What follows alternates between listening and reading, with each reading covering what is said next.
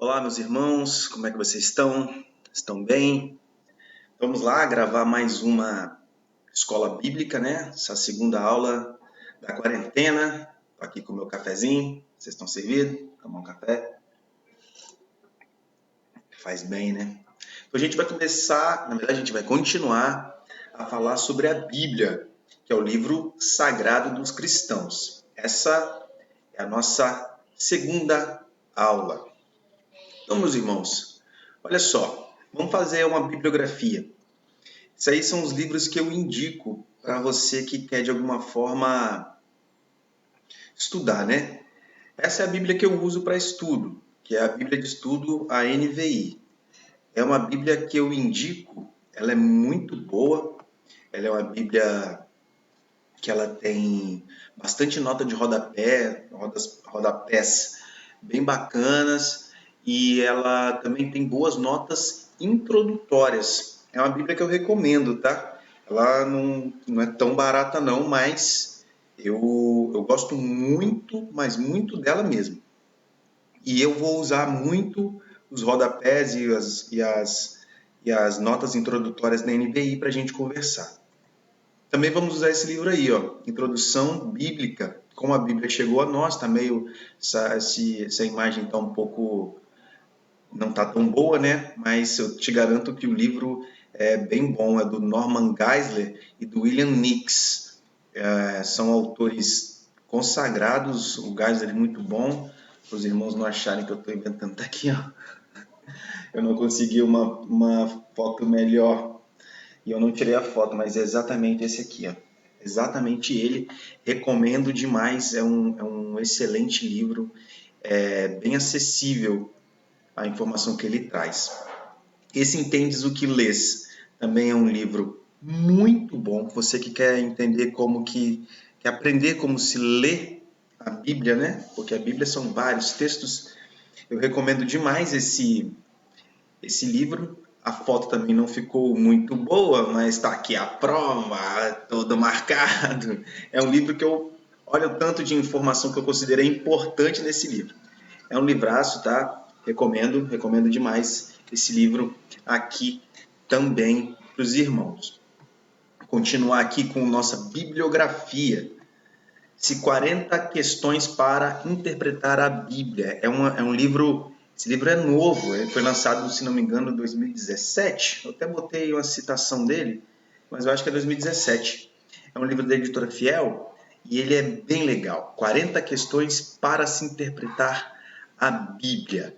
Esse é um livro que resolve muitos problemas, né? Um livro que a gente consegue ter respostas mais rápidas, um livro que você vai conseguir ter informações dinâmicas. Mas aí você fala, pô, não tem grana para comprar isso tudo, não tenho dinheiro para comprar toda essa bibliografia que foi apresentada. Compra a Bíblia, é o que eu recomendo. Compra a Bíblia. Eu uso a Nova Versão Internacional, os rodapés são ótimos, as notas introdutórias são excelentes, a tradução é uma tradução absolutamente confiável. Essa orientação que eu falo, se você só puder comprar um desses que eu indiquei, compra a Bíblia. A NVT, a Nova Versão Transformadora da Mundo Cristão, também está com excelentes notas de rodapé.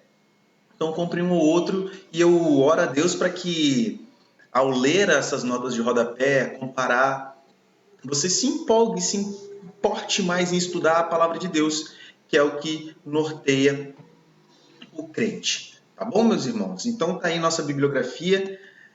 Então vamos começar assim, ó. Como foi escrita a Bíblia? Como que ela foi escrita? Olha que imagem é essa. Quando a gente fala, pegou o rolo de Isaías, né? Que Jesus, o nosso Senhor, foi lá, pegou o rolo de Isaías e leu a passagem, né? A respeito dele mesmo. É isso aí.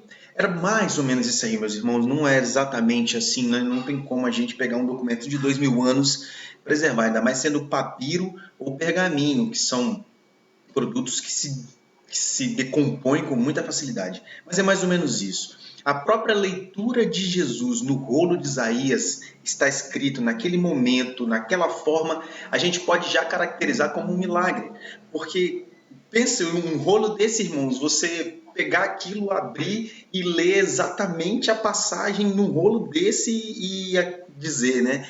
Isso se cumpre agora. Olha só, isso aí é mais ou menos quando falar o rolo do profeta Isaías, o rolo do Antigo Testamento, algo assim.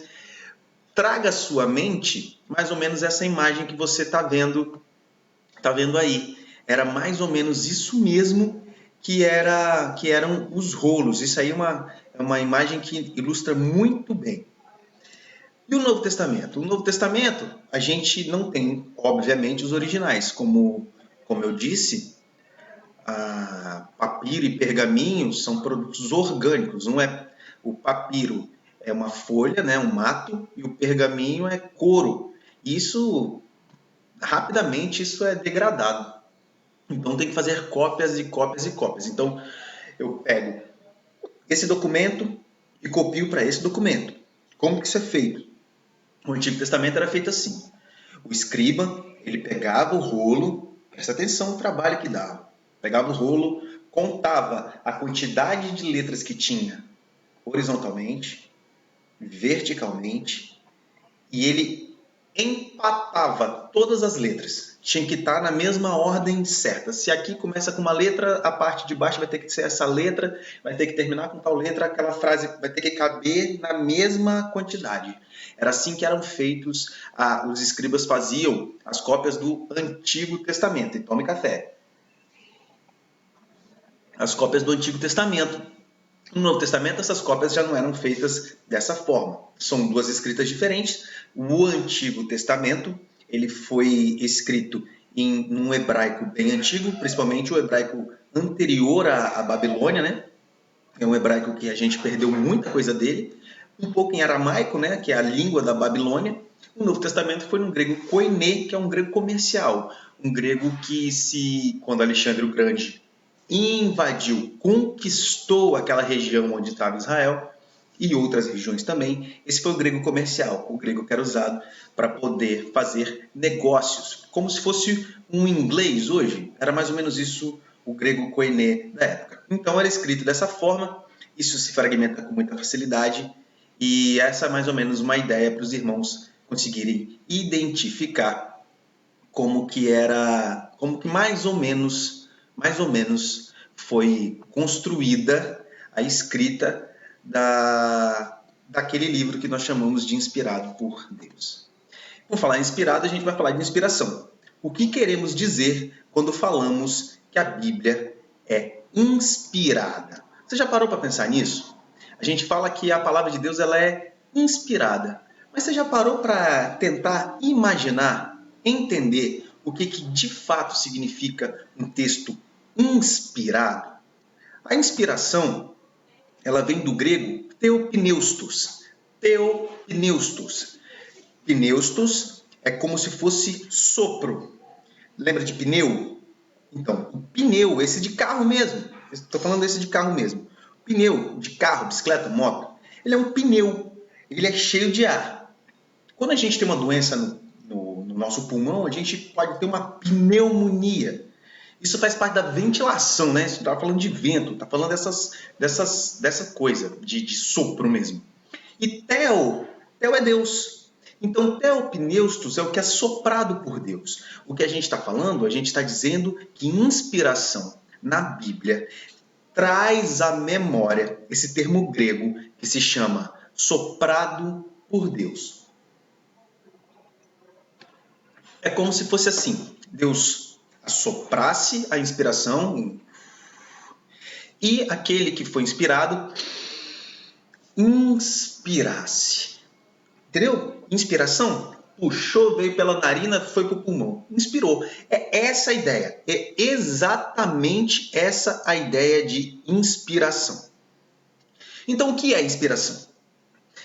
O livro só tem, na verdade, dois versos que tratam dessa inspiração conforme eu estou dizendo aqui para os irmãos. O primeiro está em Jó 32, no verso 8. Eu boto o texto aqui, mas eu peço para que você em casa não deixe de ficar com a sua Bíblia aberta e comparar, conferir se esses textos estão corretos. eu peço para que acreditem em mim, mas peço também para que verifiquem a minha fala, que isso é bom, isso é bom. Então, Jó 32:8 diz assim: mas é o Espírito dentro do homem que lhe dá entendimento, o sopro do Todo-Poderoso.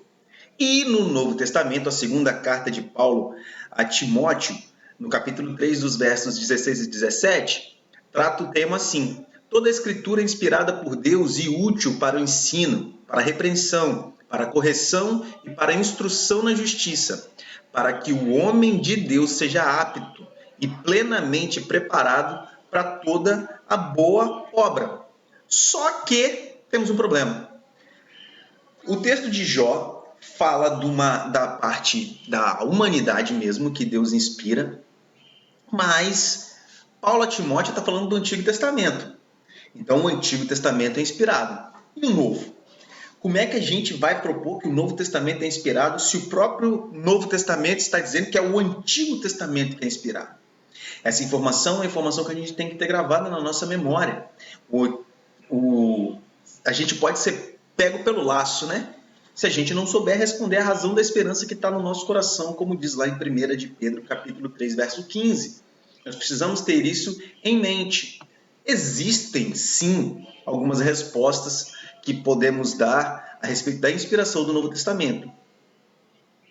A gente precisa, primeiro, entender o que vem na inspiração.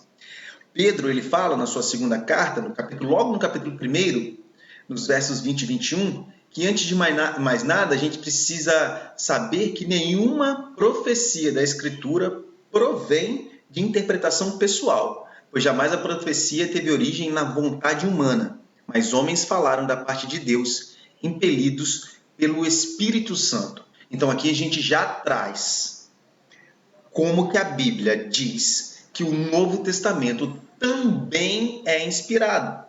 Então nós temos a Bíblia dizendo, a palavra de Deus afirmando que o Antigo Testamento é a palavra de Deus inspirada e que o Novo Testamento também é inspirado. Temos também Pedro dizendo a respeito das cartas paulinas: tenham em mente que a paciência de nosso Senhor significa salvação. Como também o nosso amado irmão Paulo lhes escreveu com a sabedoria de que Deus lhe deu. Ele escreve da mesma forma em todas as suas cartas, falando nelas desses assuntos. Suas cartas contêm algumas coisas difíceis de entender, as quais os ignorantes e instáveis torcem, como também fazem com as demais escrituras para a própria destruição deles. Quando Pedro diz as demais escrituras, ele está automaticamente colocando o que Paulo escreveu no mesmo patamar daquilo que foi escrito por Moisés. É isso que Pedro está dizendo. Pedro está dizendo que Paulo é inspirado, assim como o restante das escrituras sagradas. Esse texto, o irmão, a irmã, abra sua Bíblia, marque esse texto. Marque esse texto e tenha ele gravado mesmo. É um texto muito importante, é um texto que apresenta a inspiração no Novo Testamento. Está mostrando claramente que o Novo Testamento é tão palavra de Deus quanto a Antiga Aliança. Olha o que diz aquele livro Introdução Bíblica, do Norman Geisler.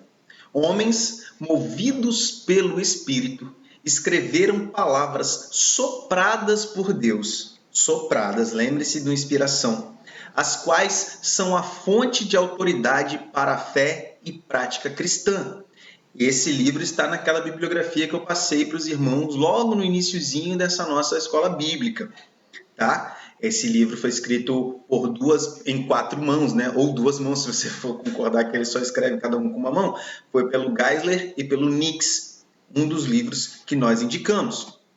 Outro livro que também foi indicado diz: cada palavra na Bíblia é a palavra de um autor humano consciente e, ao mesmo tempo, a palavra exata que Deus tensionava para a revelação de si mesmo. Esse também é o livro que faz parte daqueles que eu indiquei logo no início para os irmãos se puderem adquirir de alguma forma. Então, olha que legal. É uma palavra humana tensionada pela revelação de Deus. Esse termo é muito importante, porque a gente tem claramente a ideia, precisamos saber que inspiração não é uma psicografia, muito menos um ditado divino. Não, não é. Deus não falou palavra por palavra aquilo que ele queria que estivesse na palavra de Deus. O profeta inspirado, o ser humano que foi inspirado pelo Espírito de Deus para poder redigir as Escrituras Sagradas, ele sequer sabia que estava escrevendo a Bíblia. Ele não tinha ideia disso. Ele não tinha noção do que aquilo que ele estava escrevendo seria parte das Sagradas Escrituras. Não havia esse consenso, certo?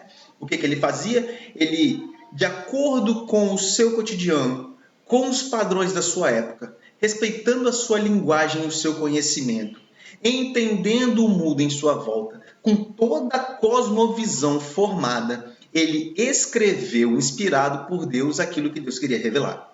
Deus, ele não falou de física quântica, ele não disse a respeito das galáxias do universo. Até porque esse nem é o interesse da Bíblia. A Bíblia, ela desde Gênesis 3,15, ela trata do plano de salvação do nosso Deus em relação à humanidade caída. É isso a palavra de Deus. A gente fica, às vezes, fazendo alguma gambiarra, né? Tentando pegar a Bíblia e querendo fazer coach gospel e tudo mais. Mas a Bíblia, ela trata do plano de salvação do nosso Senhor para a humanidade que quis deliberadamente se afastar dele. A palavra de Deus, ela não é psicografia. Não é alguém que recebeu um espírito e escreveu aquilo que esse espírito tomou sua mão e redigiu. Também não é um ditado divino, onde, apesar que em alguns momentos tem isso sim. Em alguns momentos na Bíblia, você vê o profeta falando exatamente o que Deus disse para ele falar, né? Mas esse é um caso específico. Deus fala, assim, diga isso para tal lugar, fale isso para Nínive, fale assim, decrete isso, decrete aquilo. Nesse ponto, sim, Deus disse o que o profeta deveria dizer, mas não é palavra por palavra também. Deus, ele falava, decreta condenação para aquela nação. E o profeta aí, ó, assim diz o Deus de Israel, vocês estão condenados. Ou assim diz o Deus de Israel, vocês estão abençoados, né? Mas não é um ditado divino. Grosso modo, a Bíblia não é um ditado, palavra por palavra. Não.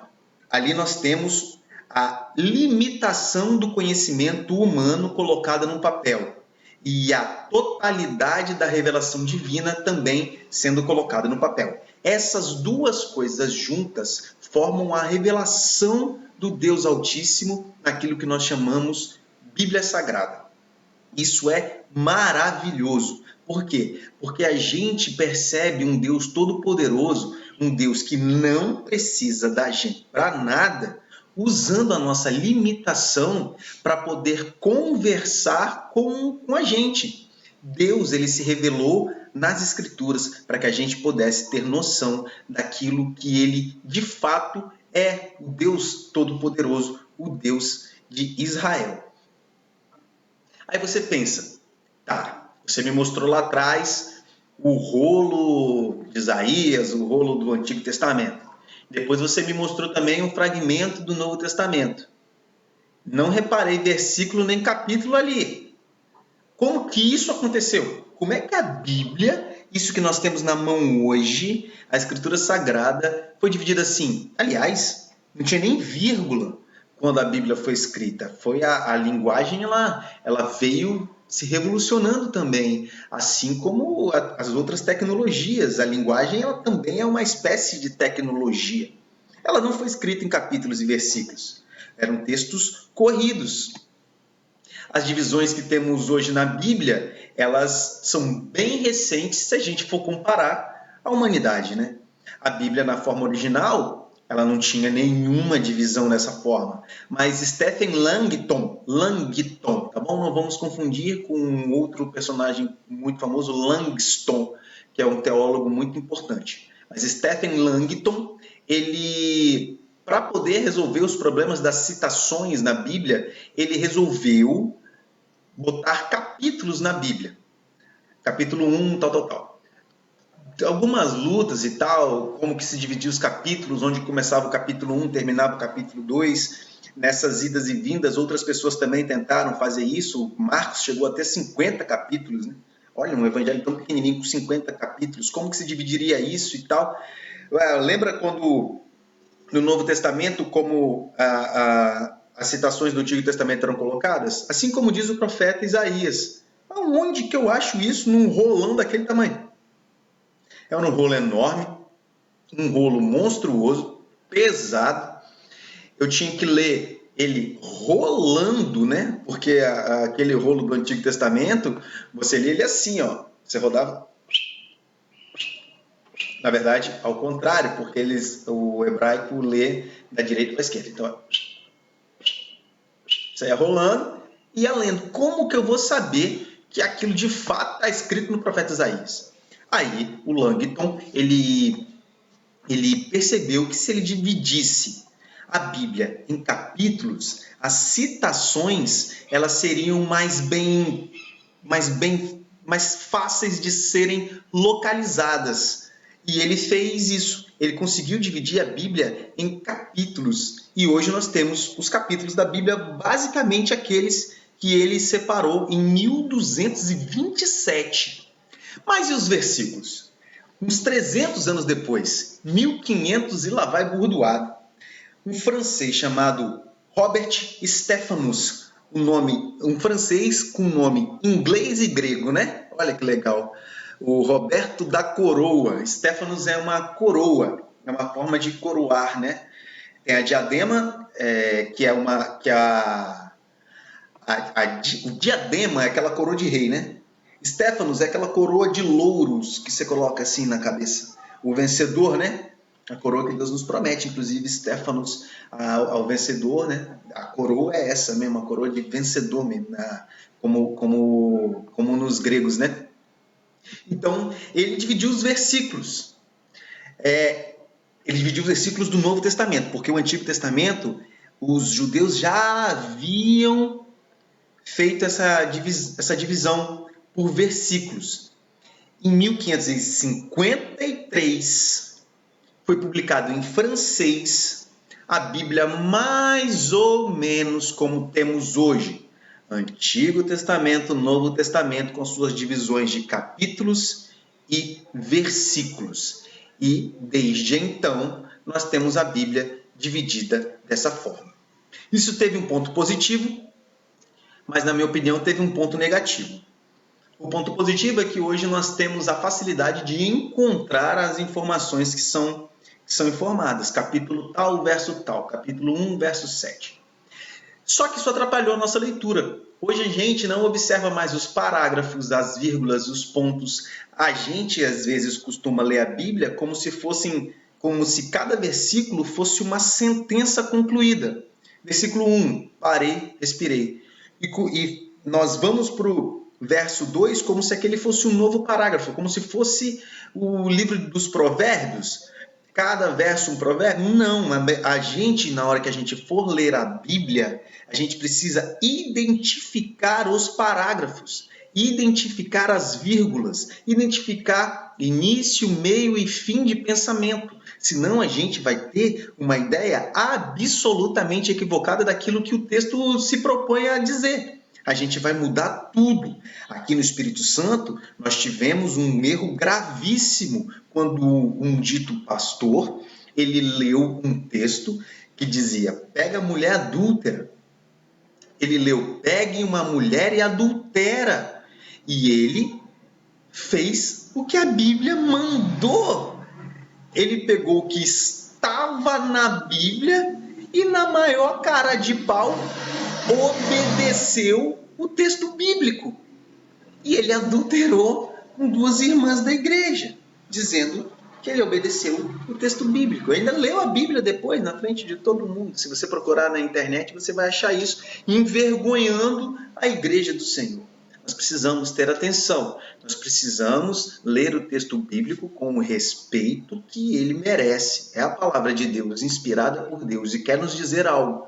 Eu acho que a gente precisa ter um pouco mais de critério e observar com um pouco mais de carinho as pontuações, da palavra de Deus. Você, meu irmão e minha irmã, você tem alguma dificuldade na leitura bíblica? Tem algum problema para ler mesmo, não foi alfabetizado direito? Peça ajuda a algum irmão. A igreja, ela está aqui para te ajudar. Às vezes, a tradução Almeida, que é uma tradução muito bonita, a King James também, que tem uma linguagem rebuscada, talvez não seja ideal para que você estude a Bíblia. Talvez você esteja lendo o texto e não entendendo nada, o que, sei lá, que cargas d'água é a estatura do varão perfeito. Meus irmãos, não se acanhem em pedir ajuda, nem se acanhem em comprar uma tradução que consiga dialogar melhor com você. Uma tradução que você consiga compreender a profundidade do texto bíblico.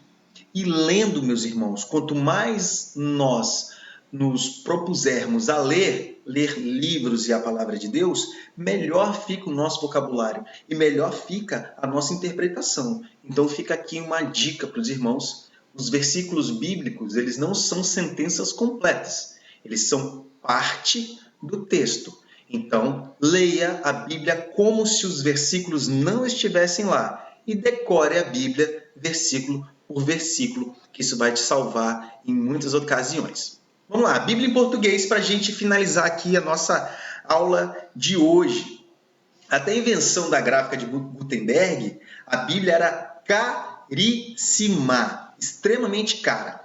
Pensa num livrão desse tamanho, todo escrito à mão, e papiro, pergaminho, seja lá como for. Imagina o preço de se encomendar a Bíblia Sagrada. Não era uma coisa barata, nem fácil, nem acessível. Aliás, nem era todo mundo que sabia ler, né? A Bíblia foi um dos grandes documentos que ajudou na alfabetização do povo. A gente, né, povo de língua portuguesa, a gente só começou a ter acesso à Bíblia a partir de 1748. 1748. Isso, se a gente for falar de história, é ontem, quando a primeira Bíblia foi impressa em português. Ela foi uma tradução feita a partir da Vulgata Latina, tradução de Jerônimo. Meus irmãos, a gente tem que dar graças a Deus que a gente tem a Bíblia em português. Não foi fácil, não foi barato, nem foi tranquilo. Espero, meus irmãos, que a gente consiga continuar a caminhar com a Bíblia nos nossos braços. Espero que a gente nunca precise se esconder para ler a Bíblia. E vamos orar para que os países que não têm acesso às Escrituras Sagradas, que tenham acesso, cada um em sua língua, cada um em seu idioma, para que tudo vá bem com eles e eles possam também ter acesso à maravilhosa Palavra de Deus. Agradeço os irmãos por mais essa aula, fique conosco, estamos num momento de isolamento, mas em breve isso vai passar, nos encontraremos na igreja, nos abraçaremos, estamos com saudade, com certeza, o dia do nosso encontro vai ser uma prévia do que vai ser no céu. Deus abençoe a todos.